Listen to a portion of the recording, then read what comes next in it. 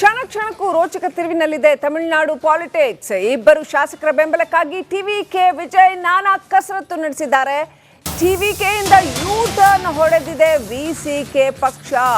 VCK ಹಾಗೂ IUML ಇಬ್ಬರು ಕೂಡ ನಿನ್ನೆ ಅವರಿಗೆ ಬೆಂಬಲ ಕೊಡ್ತೀವಿ ಅಂತ ಹೇಳಿದ್ರು, ಟಿವಿಕೆಗೆ ಬೆಂಬಲ ಕೊಡ್ತೀವಿ ಅಂತ ಹೇಳಿದ್ರು. ಹಾಗಾಗಿನೇ ವಿಜಯ್ ರಾಜ್ಯಪಾಲರ ಬಳಿ ಹೋಗಿ ಬಹುಮತ ಇದೆ ಅನ್ನೋದನ್ನ ಸಾಬೀತುಪಡಿಸಿ ಅವರಿಗೆ ಅವರ ಹೆಸರುಗಳನ್ನ ರಾಜ್ಯಪಾಲರಿಗೆ ಕೊಟ್ಟು ಪ್ರಮಾಣ ವಚನ ಇವತ್ತು ಸ್ವೀಕಾರ ಮಾಡ್ತಾರೆ ಅಂತಾಗಿತ್ತು. ಆದರೆ ಆನಂತರ ಮತ್ತೆ ವಿಸಿಕೆ ಮತ್ತು IUML ಎರಡು ಪಕ್ಷಗಳು ಕೂಡ ಯೂ ಟರ್ನ್ ಹೊಡೆದಿದ್ರಿಂದ ಇಂದು ಪ್ರಮಾಣ ವಚನ ರದ್ದಾಗುವ ಸಾಧ್ಯತೆ ಇದೆ.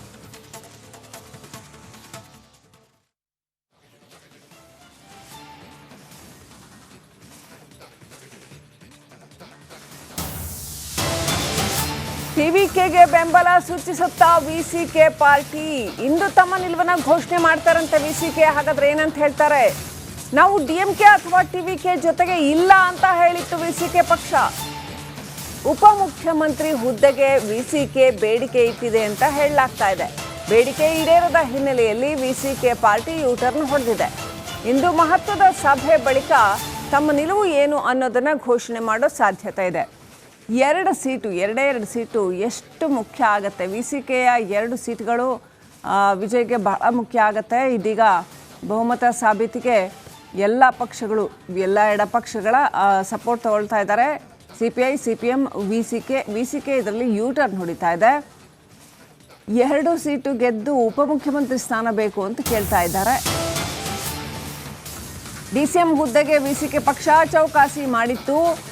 ಜೊತೆಗೆ ತಿರುಚಿಪೂರ್ವದ ಟಿಕೆಟ್ಗೂ ಕೂಡ ಬೇಡಿಕೆ ಇಟ್ಟಿತ್ತು ಅಂತ ಹೇಳಲಾಗಿದೆ. ವಿಜಯ್ ಸ್ಪರ್ಧಿಸಿ ಜಯಿಸಿದಂತಹ ತಿರುಚಿಪೂರ್ವ ಕ್ಷೇತ್ರ ಮತ್ತು ಅದರ ಜೊತೆಗೆ 3 ಮೇಯರ್ ಮತ್ತು DCM ಹುದ್ದೆಗಳು ಇದಿಷ್ಟು ಬೇಕು ಅಂತ ವಿಸಿಕೆ ಬೇಡಿಕೆ ಇಟ್ಟಿದೆ ಅಂತ ಹೇಳಲಾಗ್ತಾ ಇದೆ.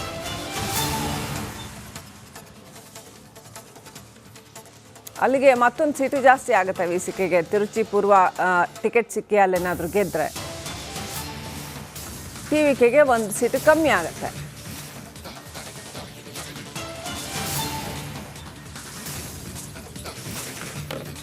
ನೆಕ್ಸ್ಟ್ ಅಪ್ಡೇಟ್ ಪಡ್ಕೊಳ್ಳೋಣ. ನಮ್ಮ ಪ್ರತಿನಿಧಿ ಹನುಮಂತ್ ಲೈವ್ ಕನೆಕ್ಟ್ ಆಗಿದ್ದಾರೆ. ಹನುಮಂತ್, ಯಾಕೋ ಟಿವಿಕೆ ಅಧಿಕಾರ ಪದಗ್ರಹಣಕ್ಕೆ ಗ್ರಹಣ ಹಿಡಿದು ಬಿಟ್ಟಿದೆ ಅಂತ, ಹಿಡಿದ ಗ್ರಹಣ ಬಿಡ್ತಾನೆ ಇಲ್ಲ ಅಂತ ಏನೆಲ್ಲ ನಡೀತಿದೆ ತಮಿಳುನಾಡು ರಾಜಕೀಯದಲ್ಲಿ? ಕರ್ನಾಟಕಕ್ಕೂ ಕೂಡ ಅಲ್ಲಿ ರೆಸಾರ್ಟ್ ರಾಜಕೀಯ ಶಿಫ್ಟ್ ಆಗಿದೆ ಅಂತ ಹೇಳಲಾಗ್ತದೆ. ಇದುವರೆಗೆ ತಮಿಳುನಾಡಲ್ಲಿ ಈ ರೆಸಾರ್ಟ್ ಪಾಲಿಟಿಕ್ಸ್ ಎಲ್ಲ ಇರಲಿಲ್ಲ. ಈಗ ಅದು ಮತ್ತೊಂದು ಮೊಗ್ಗಲಿಗೆ ಹೊರಳ್ಕೊಳ್ತಾ ಇದೆ ತಮಿಳುನಾಡು ರಾಜಕಾರಣ ಅಂತ. ಏನ್ ಡೀಟೇಲ್ಸ್ ಇದೆ ಹನುಮಂತ್? ಶ್ರೀಲಕ್ಷ್ಮಿ, ಇಲ್ಲಿ ಪ್ರಜಾಪ್ರಭುತ್ವದ ಬ್ಯೂಟಿ ಅಂತಂದು ಹೇಳಿದ್ರೆ ತಪ್ಪಾಗ್ಲಿಕ್ಕಿಲ್ಲ. ಯಾಕಂದ್ರೆ ರಾಜಕಾರಣ ಏನೇ ಇದ್ರೂ ಕೂಡ ರಾಜ್ಯದ ಬಹುದೊಡ್ಡ ಪಕ್ಷ ಆಗಿ ಹೊರಹೊಮ್ಮಿದ್ರು ಕೂಡ ಟಿವಿಕೆ ಒಂದು ಸರ್ಕಾರ ರಚನೆ ಮಾಡ್ಲಿಕ್ಕೆ ಒಂದು ಸಂಖ್ಯಾಬಲ ಬೇಕೇ ಬೇಕು. ಆ ಸಂಖ್ಯಾಬಲದ ಕೊರತೆಯನ್ನ ಎದುರಿಸ್ತಾ ಇರುವಂತ ಕಾರಣಕ್ಕಾಗಿನೇ ಒಂದು ಪ್ರಾದೇಶಿಕ ಪಕ್ಷಕ್ಕೆ ಮತ್ತೊಂದು ಪ್ರಾದೇಶಿಕ ಪಕ್ಷ ಅನೇಕ ರೀತಿಯ ಒಂದಷ್ಟು ಬೇಡಿಕೆಗಳನ್ನ ಇಟ್ಟಿದೆ. ಕಾರಣ ಏನಂತಂದ ಹೇಳಿದ್ರೆ 118 ಏನು ಬಹುಮತ ಏನ್ ಬೇಕು, ಆ ಒಂದು ಬಹುಮತವನ್ನ 108 ಗೆದ್ದಿರುವಂತ 10 ಸ್ಥಾನಗಳ ಕೊರತೆಯನ್ನ ನಿಭಾಯಿಸಬೇಕಾಗಿತ್ತು. ಆ ಕಾರಣಕ್ಕಾಗಿನೇ CPI ಎಲ್ಲ ಎಡಪಕ್ಷಗಳು ಸೇರಿದಂತೆ ಬೆಂಬಲವನ್ನ ಕೊಟ್ಟಿದೆ.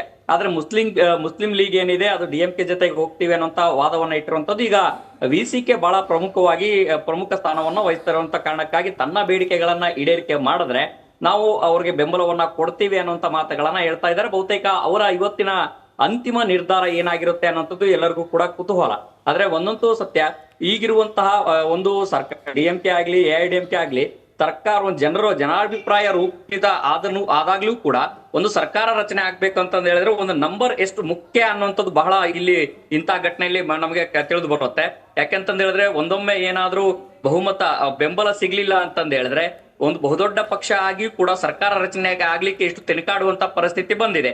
ಇವತ್ತು ವಿಸಿಕೆದೇನಾದ್ರೂ ಬೇಡಿಕೆಗಳು ಈಡೇರಿಕೆಗೆ ಟಿವಿಕೆ ಒಪ್ಕೊಂಡ್ರೆ ಬಹುತೇಕ ಒಂದಷ್ಟು ಸರ್ಕಾರ ರಚನೆ ಸಾಧ್ಯತೆಗಳು ಹೆಚ್ಚಿದಾವೆ. ಆದ್ರೆ ರಾಜ್ಯಪಾಲರು ನೋಡ್ತಾ ಇರುವಂತದ್ದು ಏನಂತಂದ ಹೇಳಿದ್ರೆ 118 ನಂಬರ್ ಮ್ಯಾಜಿಕ್ ನಂಬರ್ ಬೇಕು, ಆ ನಂಬರ್ ಸಾಬೀತುಪಡಿಸಿ ಅನ್ನುತ್ತ ಸಿಂಗಲ್ ಲೈನ್ ಅಜೆಂಡಾದಲ್ಲಿ ಇದ್ದಂತೆ ಕಾಣಿಸ್ತಾ ಇರುವಂತದ್ದು. ಆದ್ರೆ ಅದಕ್ಕೇನೆ ವಿಜಯ್ ದಳಪತಿ ಈಗ ಒಂದು ಕಸರತ್ತನ್ನ ಜೋರಾಗಿ ನಡೆಸ್ತಾ ಇರುವಂತದ್ದು. ಅಂತಿಮವಾಗಿ ಇವತ್ತು ವಿಸಿಕೆ ಯಾವ ರೀತಿಯ ನಿಲುವನ್ನ ತೆಗೆದುಕೊಳ್ಳುತ್ತೆ ಅನ್ನೋದು ಕಾದ್ ನೋಡ್ಬೇಕಾಗಿದೆ. ಆದ್ರೆ ಅವರು ಒಂದಷ್ಟು ಸುಳಿವುಗಳನ್ನ ಕೊಡ್ತಾ ಇದ್ದಾರೆ. ಬೇಡಿಕೆಗಳನ್ನ ಇಟ್ಟು ನಮಗೆ DCM ಸ್ಥಾನ ಆಗಿರ್ಬೋದು, ಕ್ಷೇತ್ರ ಆಗಿರ್ಬೋದು ಬಿಟ್ಕೊಡ್ಬೇಕು ಅನ್ನೋ ಬೇಡಿಕೆಗಳನ್ನ ನೀಡ್ತಾ ಇರ್ತಾನೆ. ಎಡಪಕ್ಷಗಳು ಯಾವ ದಾರಿಯಲ್ಲಿ ಇದಾವೆ ಅದೇ ದಾರಿಯಲ್ಲಿ ನಾವು ನಿರ್ಣಯ ಮಾಡ್ತೀವಿ ಅಂತ ಒಂದಷ್ಟು ಸುಳಿವುಗಳನ್ನ ಕೊಡ್ತಾ ಇದ್ದಾರೆ. ಆ ಸುಳಿವು ನಿರ್ಣಯ ಆಗಿ ಮಾರ್ಪಡುತ್ತಾ ಅನ್ನೋಂಥದ್ದು ಕೂಡ ಕಾದು ನೋಡ್ಬೇಕಾಗಿದೆ. ಶ್ರೀಲಕ್ಷ್ಮಿ. ಹನುಮಂತು, ಇನ್ನು DMK TVKಗೆ ಯಾವುದೇ ಕಾರಣಕ್ಕೂ ಅಧಿಕಾರ ಸಿಕ್ಕಬಾರ್ದು ಅನ್ನುವಂಥ ಒಂದು ಪ್ರಯತ್ನದಲ್ಲಿದೆ ಅನ್ನುವಂಥ ಮಾತು ರಾಜಕೀಯ ವಲಯದಲ್ಲಿ ಕೇಳಿ ಬರ್ತಾ ಇದೆ. ಅಷ್ಟು ಸುಲಭಕ್ಕೆ ಅಂತ. ಆದರೆ ಸ್ಟಾಲಿನ್ ಎದುರುಗಡೆ ಹೇಳಿದ್ದಾರೆ, ನಾವು 6 ತಿಂಗಳು TVKನ ಡಿಸ್ಟರ್ಬ್ ಮಾಡಲ್ಲ, ಅವ್ರು ಸರ್ಕಾರ ಮಾಡಲಿ ಅಂತ ಹೇಳಿದ್ದಾರೆ. ಆದರೆ ಒಮ್ಮೆ ಅಧಿಕಾರಕ್ಕೆ ಬಂದರೆ ಇನ್ನೂ 10 ವರ್ಷ ಕಷ್ಟ ಆಗ್ಬೋದು ಅನ್ನುವಂಥ ಒಂದು ಭೀತಿ ಕೂಡ ಇದೆ ಅಂತ ಹೇಳಲಾಗ್ತಾ ಇದೆ. ಅಂದರೆ ನೆಕ್ಸ್ಟ್ ಟರ್ಮು ಕೂಡ TVK ಅಧಿಕಾರಕ್ಕೆ ಬರಬಹುದು ಅಂತ. ಸೊ ವಿಜಯ್ ಅವರ ನಾಗಾಲೋಟವನ್ನು ತಡೆಯೋದಕ್ಕೆ, ಬ್ರೇಕ್ ಹಾಕೋದಕ್ಕೆ ಏನೆಲ್ಲ ಪ್ರಯತ್ನಗಳು ನಡೀತಾ ಇದೆ ಅಂತ? ಒಂದು, ಸಹಜವಾಗಿ ಯಾವುದೇ ರಾಜಕೀಯ ಪಕ್ಷಗಳಾಗಿ ಅಥವಾ ರಾಜಕಾರಣಿಗಳಾಗ್ಲಿ ತಮ್ಮ ತಮ್ಮ ಅಧಿಕಾರ ಮತ್ತು ತಮ್ಮ ಅಸ್ತಿತ್ವವನ್ನು, ತಮ್ಮ ಪಕ್ಷಗಳ ಅಸ್ತಿತ್ವವನ್ನ ಉಳಿಸ್ಕೊಳ್ಳಕ್ಕೆ ಕೊನೆ ಹಂತದ ಕಸರತ್ತುಗಳನ್ನೆಲ್ಲರೂ ಕೂಡ ಮಾಡ್ತಾರೆ. ಈಗ ಸ್ಟಾಲಿನ್ ಅವರ ವಿಚಾರದಲ್ಲಿ ಕಾಂಗ್ರೆಸ್ ಕೂಡ ಈಗ ಹಿನ್ನಡೆ ಆಗಿರುವಂತ ಕಾರಣಕ್ಕಾಗಿ, ಮೈತ್ರಿಯನ್ನ ಮುರಿದುಕೊಂಡಿರೋ ಕಾರಣಕ್ಕಾಗಿ ಅಲ್ಲಿ ಒಂದು DMKಗೂ ಕೂಡ ಒಂದಷ್ಟು ಸಹಜವಾದಂತ ಶಾಕ್ ಆಗಿದೆ. ಸ್ಟಾಲಿನ್ ಅವ್ರಿಗೂ ಕೂಡ ಶಾಕ್ ಆಗಿದೆ. ಆದ್ರೆ ಪ್ರಮುಖವಾಗಿ ಇಲ್ಲಿರುವಂತದ್ದು ಏನಂತ ಹೇಳಿದ್ರೆ, ತಮಿಳುನಾಡಿನ ರಾಜಕಾರಣ ಮತ್ತು ಅಲ್ಲಿರುವಂತ ಯುವ ಸಮೂಹ ವಿಜಯ್ ಅವರಿಗೆ ಬೆಂಬಲವನ್ನ ಘೋಷಿಸಿರುವಂತದ್ದು, ಮತ್ತೆ ಆಡಳಿತಾತ್ಮಕವಾಗಿ ಯಾವ ರೀತಿಯ ಆಡಳಿತವನ್ನ ಕೊಡ್ತಾರೆ, ಫ್ರೀಬೀಸ್ ಅನ್ನ ಕೊಟ್ಟಿದ್ದಾರೆ. ಯಾವುದೇ ರೀತಿಗೆ ಸರ್ಕಾರ ರಚನೆ ಆದ್ರೂ ಸರ್ಕಾರ ರಚನೆ ಮಾಡುವಂತ ಸಾಧ್ಯತೆಗಳು ಹೆಚ್ಚಿದಾವೆ. ಆ ಸರ್ಕಾರ ರಚನೆ ಆದ ನಂತರದಲ್ಲಿ ಆಡಳಿತವನ್ನ ಯಾವ ರೀತಿ ಕೊಡ್ತಾರೆ, ಕೊಟ್ಟಂತ ಭರವಸೆಗಳನ್ನ ಯಾವ ರೀತಿ ಉಳಿಸ್ಕೊಳ್ತಾರೆ, ಆ ಭರವಸೆಗಳನ್ನ ಯಾವ ರೀತಿ ಈಡೇರಿಸ್ತಾರೆ, ಜನರ ಮನಸ್ಸನ್ನ ಇದೇ ರೀತಿ ಗೆಲ್ತಾರ, ಈ ಎಲ್ಲಾ ಪ್ರಶ್ನೆಗಳು ಇರ್ತವೆ. ಆದ್ರೆ ರಾಜಕಾರಣ ಇವತ್ತಿದ್ದ ಹಾಗೆ ನಾಳೆ ಇರುವುದಿಲ್ಲ, ನಾಳೆ ಇದ್ದಂಗೆ ನಾಡಿದ್ದಿರೋದಿಲ್ಲ. ಹಾಗಾಗಿ ಮುಂಬರುವಂತಹ ದಿನಗಳಲ್ಲಿ ರಾಜಕಾರಣ ಯಾವ ರೀತಿ ಬದಲಾಗುತ್ತೆ, ಅದಕ್ಕೆ ಪೂರ್ವಕವಾದಂತಹ ತಯಾರಿಗಳನ್ನ ಯಾವ ರೀತಿ ಮಾಡ್ತಾರೆ ಅನ್ನೋದು ಕೂಡ ನೋಡ್ಬೇಕಾಗುತ್ತೆ. Shrilakshmi. Right, thank you Hanumanth ಡೀಟೇಲ್ಸ್ಗಾಗಿ.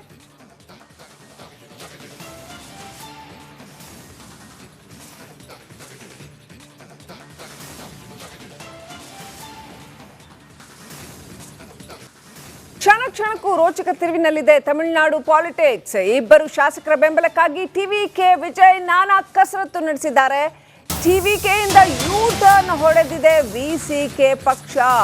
VCK ಹಾಗೂ IUML ಇಬ್ಬರು ಕೂಡ ನಿನ್ನೆ ಅವರಿಗೆ ಬೆಂಬಲ ಕೊಡ್ತೀವಿ ಅಂತ ಹೇಳಿದ್ರು, TVKಗೆ ಬೆಂಬಲ ಕೊಡ್ತೀವಿ ಅಂತ ಹೇಳಿದ್ರು. ಹಾಗಾಗಿನೇ ವಿಜಯ್ ರಾಜ್ಯಪಾಲರ ಬಳಿ ಹೋಗಿ ಬಹುಮತ ಇದೆ ಅನ್ನೋದನ್ನ ಸಾಬೀತುಪಡಿಸಿ ಅವರಿಗೆ ಅವರ ಹೆಸರುಗಳನ್ನ ರಾಜ್ಯಪಾಲರಿಗೆ ಕೊಟ್ಟು ಪ್ರಮಾಣ ವಚನ ಇವತ್ತು ಸ್ವೀಕಾರ ಮಾಡ್ತಾರೆ ಅಂತಾಗಿತ್ತು. ಆದರೆ ಆನಂತರ ಮತ್ತೆ VCK ಮತ್ತು IUML ಎರಡು ಪಕ್ಷಗಳು ಕೂಡ ಯೂ-ಟರ್ನ್ ಹೊಡೆದಿದ್ರಿಂದ ಇಂದು ಪ್ರಮಾಣ ವಚನ ರದ್ದಾಗುವ ಸಾಧ್ಯತೆ ಇದೆ.